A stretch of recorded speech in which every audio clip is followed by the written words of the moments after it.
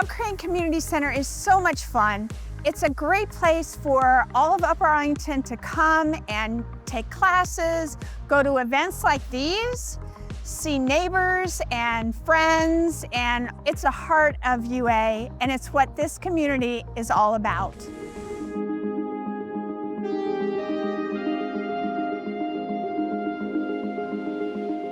The new community center has provided an amazing backdrop for things like this. They're such a great opportunity to interact with your neighbors in a way that you wouldn't otherwise get. And just this lovely center has just been so incredible for us, and all the opportunities it's offered us. And coming here has just been so much fun.